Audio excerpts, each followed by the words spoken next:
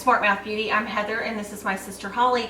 And a couple of videos ago we did a intro for Ask the Hairdresser, and you all asked questions on YouTube. We had somebody ask a question on Facebook, and so we're back today to answer those questions. Oh gosh. Yay! No pressure. No pressure.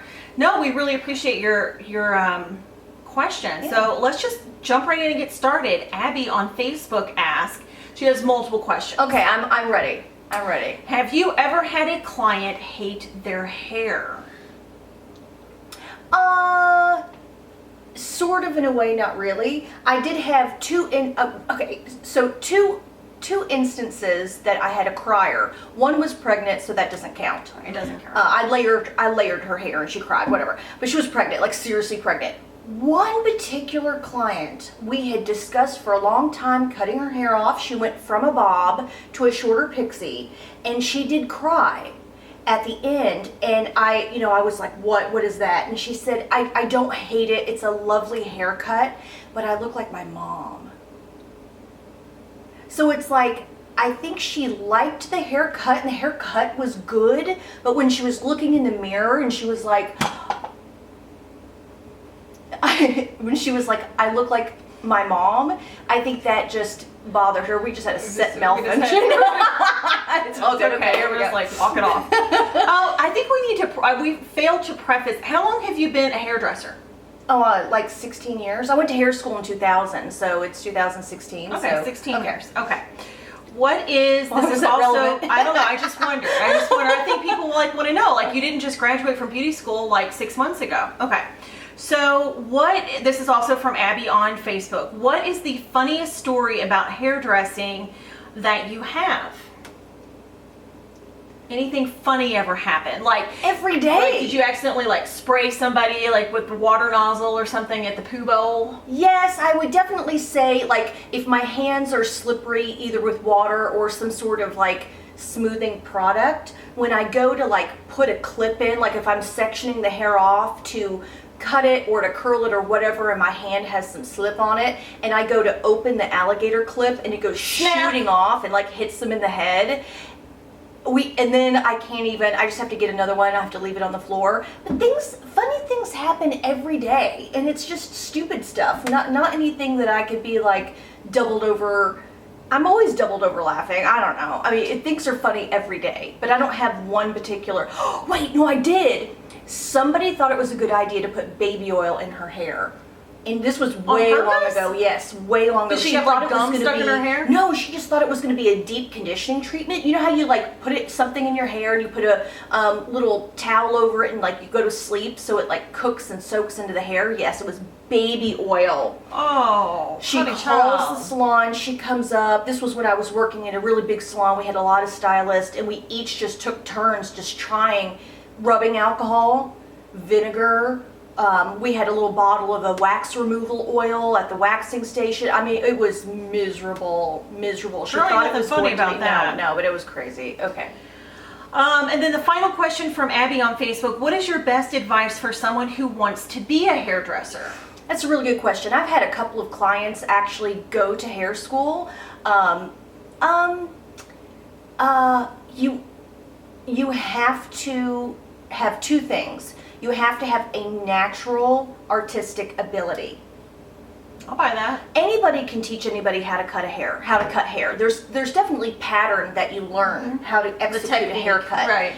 But if you don't have that, I mean, I do nothing by the book anymore because I want that creative control. So I have to be able to step outside the cutting pattern and execute something creatively. So if you don't have that inside you, that's not something that you can be taught really. So you have to start out with some sort of like creative ability. The second piece of advice is it's going to be really, really difficult for the first 3 years. So you have to get through the first 3 years before you're happy.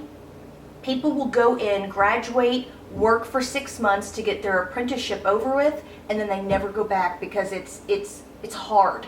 When you go in to do your apprenticeship, which is usually required by different state boards, you're sweeping floors and you're doing laundry. You gotta pay your dues, girl. You have to pay do your it. dues. You have That's to all. do it. That's all part of it. So here's a question. It's a multi-part question, also from Rhonda on YouTube. She says that the type of hair she has is very thick, coarse hair that's medium length, and she says she has to flat iron it to try to smooth it and reduce volume, which I have that problem. You know, grass is always greener. To try to reduce volume, but I also like layers to create movement and softness. I've heard that this will help make me look younger. My problem is that I'm not able to get the look that I want from my hairdresser. The layers often end up looking like stair steps with very obvious lines where the layers were cut. Okay. I also want to encourage the hair to fall back from my face instead of into my face. So she's not sure what she should be asking her hairdresser. She says, this is a really important question. right, she also has color treated hair, and so she doesn't want their hair to look flat, so she gets it colored, she gets it highlighted. So her question is, what should she be asking of her hairdresser so that that the layers don't end up looking like stair steps? Okay, we have to understand that every hairdresser has his or her own terminology. What I might say, ask for this type of layer, they might interpret that very, very differently. It's very important for your hairdresser to know that you flat iron your hair every day. I think it's very important. I cut layers in curly hair different than cutting layers in straight hair. Oh. So if I don't know that here comes this curly haired client and I cut it curly layers and then she straightens it, it is never going to be right. Oh, it's not. So you gonna look have right. to Okay. really be specific and say, I know my hair's curly, but I smooth and straighten it every day. So I think that's the point number one to be honest good about. tip, right. I want to cut the hair where it's going to live on you. Right. I think there are 3 different types of layering. Normally when you think of long layers, the hair would be at least hour length or longer. So I think she said she had about shoulder Medium length length hair. Yeah. There's something called a 45-degree layer that's just kind of at the ends, but again, I think that's for longer hair. Then there's a 90-degree layer, and that's when the hairdresser pulls the hair out at 90 degrees and cuts it off straight. Actually, I think that that's really nice for curly hair because it keeps that, I call it Taco Bell head. Well, you don't where want to it's have the triangle mushroom head. head. Yes. Right. Right. There's also something called Christmas tree layers, which kind of comes down at an angle like a Christmas tree. Mm-hmm. My specific thing, though, without seeing your hair or whatever, if your hairdresser at the end of layering at any kind is not pulling the hair up to blend it before it drops, then you're going to see every line. Maybe it's just an execution situation with that particular hairdresser that you're having that she's just not able to go back and blend. The quick question about falling it forward versus back, I'm not sure if that's really a cutting technique. That's more of a styling technique. Okay. So that would be a round brushing or blow drying in a back manner. Did I hit it all? Did we hit it all? Well, I mean, and Rhonda also goes on to say that she has her hair colored and highlighted, and she says she often ends up with caramel colored streaks in her dark brown hair instead of something more subtle and less contrasty. Okay. What suggestions do you have for making colored hair look more natural? Great. You should be requesting your base color and your highlighting color be no further apart than steps of 2. So if your base color, and you can ask your hairdresser this, she'll tell you, if your base color is a level 6, she should be doing level 8 highlight. Okay. So that's what we've got going on Miss Heather here. Her base color is level 6, going up of steps of 2 should be 8. If we wanted to low light, you go down the step of 2. That way you're always in that same kind of tonal family, and that's what makes it look And you most haven't natural. had that extreme. Right. Okay. It's not that far away from your base color. It needs to be in steps of 2. Ask the hairdresser steps of 2. Okay. Okay. Kay on YouTube has 2 questions. She has stubborn grays. Is there something I can use to prep my hair to get longer lasting coverage? I am graying at the temples only and permanent dye doesn't last there. That's a really good question. Actually, we talked about in our shampoo video how you prep your hair to come in and see me, which is the clarifying. I use the Neutrogena clarifying shampoo you just buy it at the drugstore, and I always use the shampoo before I come to see you to have my hair colored. That's great. That way it gets off any product buildup that you have and kind of strips your hair from oils. Especially with gray hair, you're looking to deposit color. So that deposit color needs to be on fresh, clean hair. When you're lightening your hair, you can come in dirty because that bleach will eat through anything. But if you're depositing hair, the other quick tip I want to talk about the temple area. And I have kind of had you know, problems with this in the past, where I really try to be very careful as a hairdresser not to make the skin stain around the face hairline, and so you're taught to be very conservative with the color, and then you don't get it caked on full enough because you're afraid to stain your skin. Stain your skin. And a lot of hairdressers will put a little Vaseline. But girl, if you get Vaseline on that temple, it sure as heck isn't gonna cover. I would go in and ask your hairdresser, please, I don't have a hot date tonight. Please double cake it. Don't worry about staining my skin. That would be what I would go up and just tell her. Just say, can you double tap on my hairline perimeter? Don't be afraid to stain my skin. Get it. Right, or just tell her that, look, I'm fading out in this area in particular, so go for it, girl. Just like get that on there. She's going to be conservative. She's going to be like, well, I don't want to stain your skin.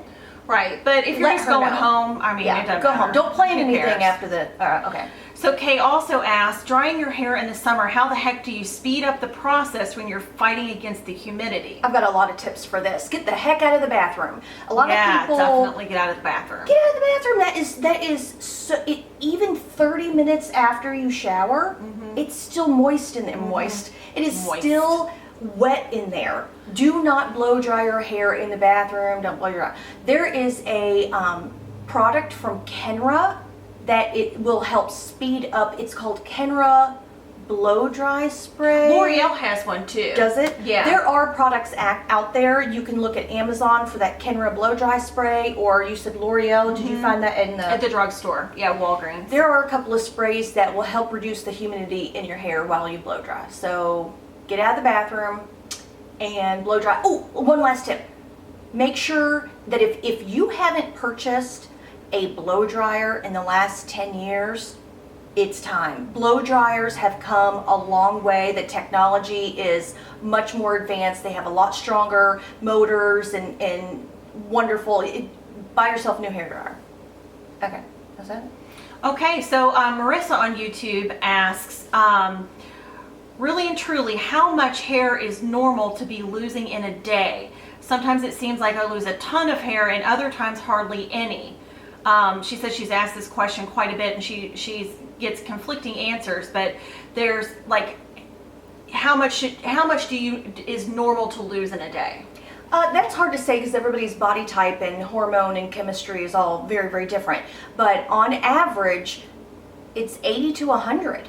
80 to 100 hairs per day. But that doesn't mean they're all coming out at once. Some might be in your hairbrush. Some might be left on your pillowcase. Some of it's tacked to the back of your headrest in the car. You should be not really noticing 80 to 100 hairs because they're all just during the day exfoliating. Unless your hair is wicked curly, like majorly curly, it kind of traps up in there when it's curl. But if it's smooth and straight, then you'll notice 80 to 100. But many different things will alter that number. Any kind of medication that you're on, any kind of hormonal imbalance that you're on, any kind of dietary stuff that you're on, stress. Yeah.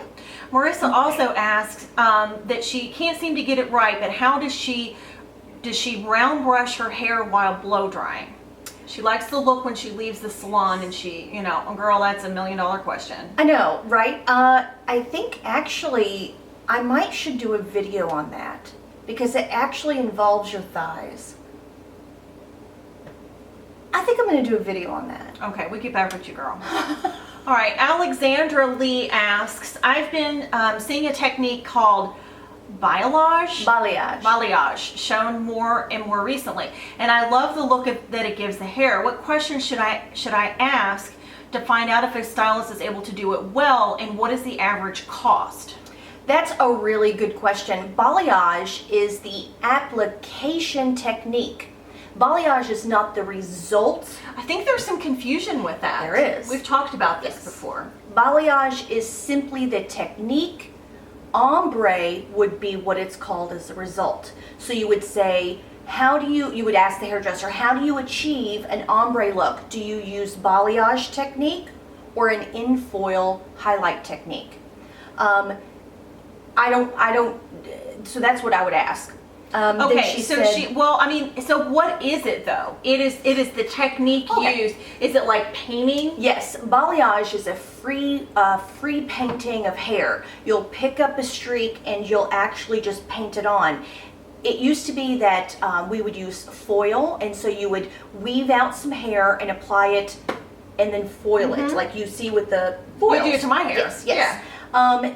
Balayage drops down the line of demarcation, so you're just balayaging from kind of here to here. It makes it look more lived in, more natural, like kind of sun-kissed kind of. Yes. It's not so precise. It's not so precise. And about what does something like that cost? Well, I'm that's not tricky. Sure. Yeah. Because you're actually requiring a 3-step service. You would want to have the balayage done, and then of course you have to wait and process. Then he or she might add on an overcolor. So once you lighten up the hair color to, maybe it gets a little bit too blonde, or maybe it gets a little bit too brassy, then the hairdresser is going to want to overlay a glossifier, which has a little tint to it to give something softer to that hair. So there's your second process, and then you're going to need to wait. And then you're going to have to go back to the shampoo bowl, shampoo, rinse, and then you're going to want to blow dry or haircut. So that's actually almost 3 full hours of service. You're going to pay for that, girl. You're going to pay for that. Here's the good news. Because if it's true balayage, you can go for months unless you have non-pigmented hair. But you should be able to go for months with that particular type if you're blessed with non-pigmented or non-gray hair. Okay.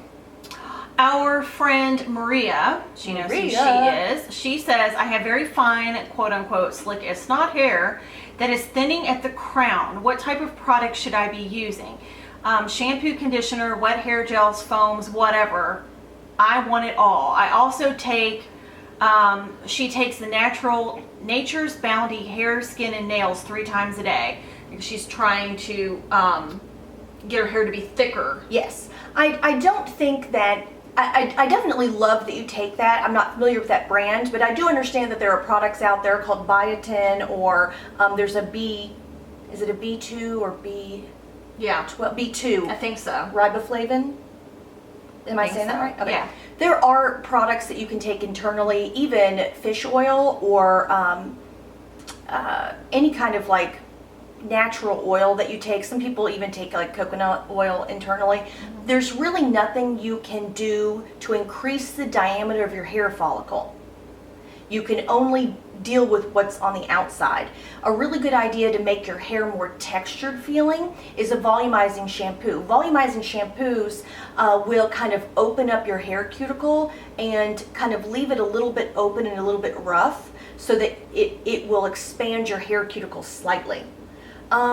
Definitely going lighter with your hair color also makes your hair a little rougher and then a little thicker feeling. Mm-hmm. When you color your hair dark, it's slick as snot, like what she said. Mm-hmm. Whenever my hair is darker, it's really fine, really smooth, because that cuticle is really, really closed. As soon as I start lightening my hair, I'm almost kind of doing some damage texture. Right. Which in a controlled way, mm-hmm. it can be really great to increase volume. So I would highlight or lighten all over your hair to try to give it some roughage. Damaged hair sometimes is rough if it's done correctly. But I wouldn't use gel. Gel's too crunchy, so I would use a mousse. And the only way you're going to get volume with product is that it's heat activated, meaning you have to blow dry it in. Don't put some mousse up there and let it air dry. It's never going to happen. You have to heat up the mousse and kind of rub it like in a teasing motion while you're blow drying to get that to roughen up. So don't air dry your hair. Don't air dry your hair. Okay. I don't think she does. Okay. But anyway. Okay, our final question is from C. Lisa. She says, do you recommend any particular tools or techniques for curling extremely curl resistant hair? How do I make the curls last all day? Absolutely. Please do not purchase your curling iron or curling wand at the drugstore. It's tempting. It is, but they, by regulation, just do not get hot enough. You need a professional curling iron or curling wand. You could go to Sally's. There's a Sally's Beauty Supply. It's nationwide here in America. You can get professional irons that aren't too expensive. My biggest tip is to go to TJ Maxx or Marshall's or someplace like that. You've got, or look online, you've got to get, and I absolutely know this is true because I've talked to so many clients that say, well, their hair will curl, and I tell them to go and spend at least $60 to $80 for a curling wand, and they said that makes a complete difference. I wouldn't be afraid to jack up the temperature, but not hold it on as long. I would rather you use the hottest, as hot as you can handle, as your hair can handle, which you might need to ask your hairdresser about that. Go as hot as you can handle, get it done, leave it alone. People will put their flat iron or curling iron on low and then go over it and over it and over it and over it. And I'm like, jack it up, do it once and be done. Right. Now, is there any product that she can use, spray in her hair before she curls it that will help maybe with the longevity of the curl, or? It's gonna need to be a gel, but not a crunchy, heavy, hard hold gel, but it needs to be a gel.